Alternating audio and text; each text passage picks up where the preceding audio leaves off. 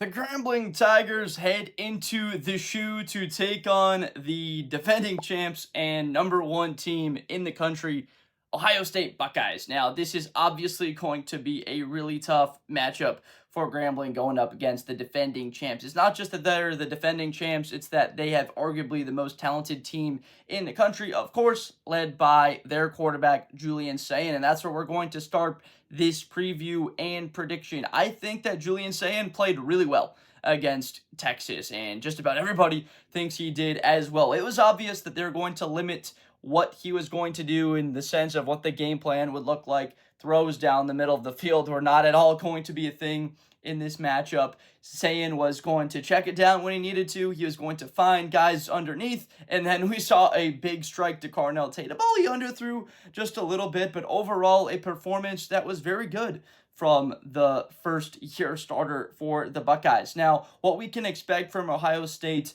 in week 2, they're probably going to allow less than 200 yards, which is what Grambling ran for in their first game. They had over 200 yards rushing, 5 yards a carry, and 4 rushing touchdowns. Their quarterback, Xavier, had 203 yards passing, 3 touchdowns, incredibly effective, 80% completion percentage against the Langston Lions. We can expect that Ohio State's coverage might just be a little bit better on the outside, as well as the front seven. Because when we talk about the pass defense aspect of football, it's not just your secondary. It's not just the guys that are covering. It's your front seven.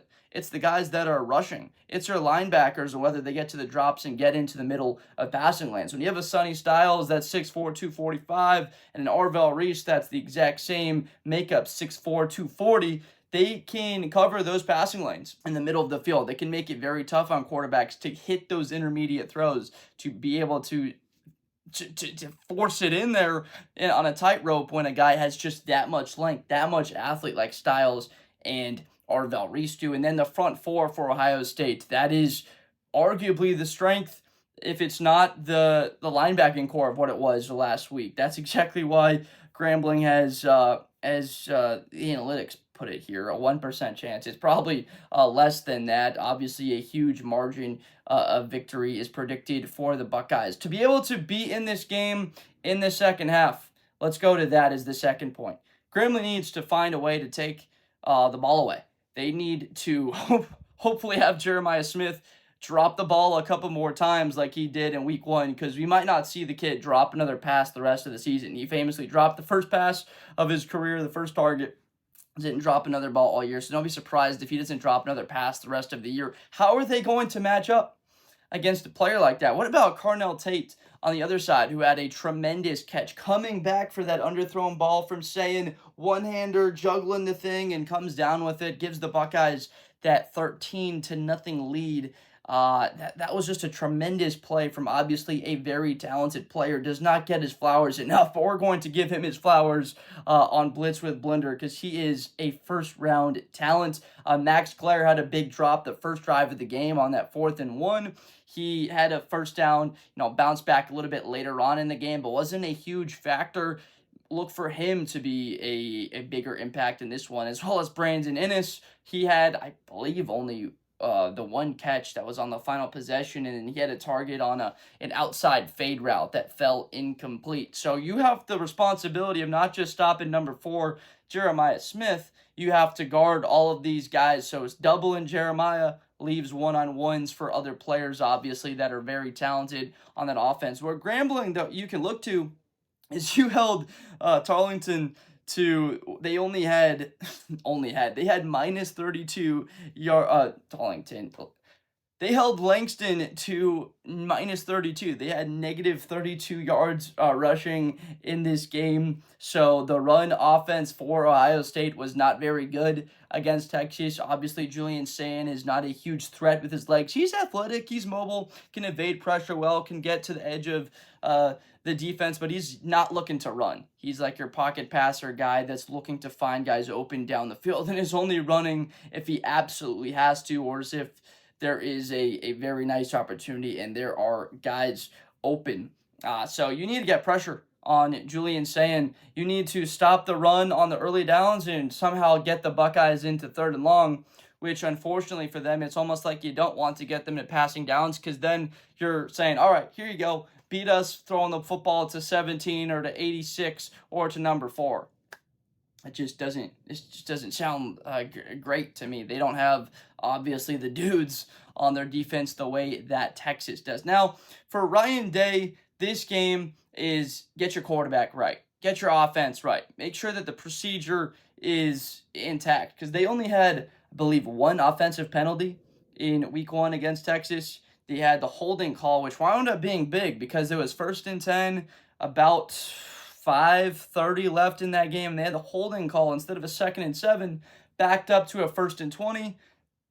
Were able to pick up a couple yards, set up to like a 3rd and 9, but Ohio State immediately was behind the sticks on that and had to run the ball. They ended up passing on 2nd down, which stopped the clock, which gave Texas more time back than they needed. So that holding call wound up not just being one penalty on the day, which you would take as an offense every single time, only having one penalty on the day as an offensive unit, but it was huge because it allowed Texas to put the Buckeyes 1st and 20 and have a tougher chance to go get that 1st down. So Ohio State, obviously number 1 in the country, and they own the rights to that thing. They don't lose again the whole year. They are going to stay at number 1. There's nobody that can win a game in any matchup, come up with any type of win. As long as the Buckeyes win every single game, they are going to hold that number 1 ranking spot for the rest of the college football season. And a huge aspect of that and why they were successful, I mean, talk about the last play of the game, Caleb Downs. Right, he makes that tackle. He made a couple of other big tackles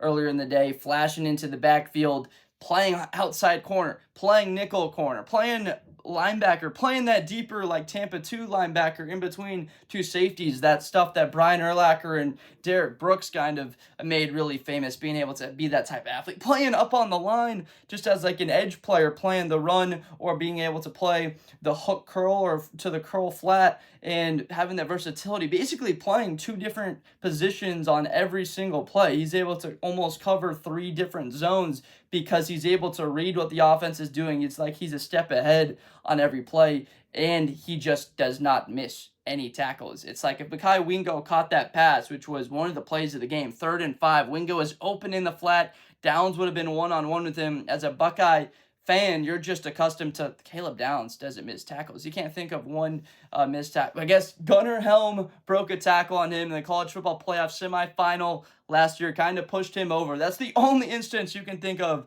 where Caleb Downs, when he was on a one-on-one tackle in space where he was supposed to make, did not make. So when you have a player like that, not just in the secondary, second level, he can play every level very well. And Jermaine Matthews was absolutely a huge positive sign from the Buckeyes that kid can develop into that. Either he's 1A or 1B in that secondary with Davison Igbinosun, a terrific corner now, and Matthews had that interception in the game. So Grambling, what do you look to? What is the game plan? I mean, it's as simple as any other game plan you have against a team that has better athletes than you. Find a way to run the football. You have to commit to it. I don't really care if they stack up and they have a little bit more speed. Can you find a way to punch them in the mouth, out physical, tire them out, running the ball, shorten the football game, give your quarterback passes underneath, and find a way to take your shots? Texas found Ohio State a little bit to be susceptible to some of those deeper throws. We saw the sideline throw that Arch had. We saw a throw over the middle of the field up the seam right before they had the touchdown to Livingston that Arch dropped it over the head of Jermaine Matthews. Good coverage on that play, but we saw larger throws. So you got to take your shots against that Ohio State secondary when you have a clean pocket. But if not so, just almost hope and pray that you're not under duress and that there's not someone like C.J. Hicks or Orville Reese on a blitz coming to hit you in your blind side. So my last point here on this game, we were talking about Ryan Day and his expectation. The defense, he almost doesn't have to say much except for they need to get more of a pass rush. They got to get more than 1 sack in this game than they had against Arch Manning and Texas. Orville Reese had that sack. So getting more pressure on the quarterback, something like 4 or 5 sacks would be the expectation against Grambling. Really setting the tone, more tackles for loss, more sacks, deflected passes at the line of scrimmage, really not holding them, making them drive the length of the football field, which is exactly what they did against Texas. Even on that final possession with one timeout, 2:26, 2-minute timeout with them, they would have had to go 85 yards and march the length of the field, which the Buckeyes were fine being in that position for. You would have taken that every single time going into that matchup. Up 7, Texas has the ball. We're on defense. We've only given up 7 points. It's like, all right, sign me up. If they played in a rematch in the semifinal or in the college football national championship, they'd probably take that. So Ryan Day telling his quarterback in this game, we're going to be airing this thing out. Look for one-on-ones to Jeremiah Smith and Julian Sayin, really trying to continue to force the ball to him, get that chemistry going, allow himself to be like, all right, I can trust this guy to throw it, even if he's covered. Because it does look like it's double coverage, but usually it's a cloud underneath, and that guy kind of passes it off to the safety behind him. So it is truly a double because there are 2 defenders, or he's chipped at the line of scrimmage, or he's rerouted by a linebacker, by a cornerback, and then it is a lot of the time a one-on-one on that second level. So you can take your shots and take your chances, your opportunities when you have that, and then you'll see them sort of open the offense up to get their receiving core going. So I appreciate you so much. Thank you for watching to the end of this video. It's so fun to make these. Football season is back. We got 2 undefeated teams. They're both 1-0 going into this game. Hopefully, we're able to see some positive sides from both teams, and that it's a good football game. And my prediction on this is that the Buckeyes don't make it a good football game, that they win 48-6 is what I'm predicting. I think Grambling might be able to get a touchdown or 2 field goals. But 48-6, the Buckeyes come out with the win at the shoe. So I appreciate you so much. Make sure to subscribe for more content in the future, and I will see you next time. Best player in college football. That Georgia and Ohio State game, New Year's Eve, is going to be a classic. Josh Blunder, hi everybody, I'm Josh Blunder. To the 40, 35, 30, Espinosa to the 20.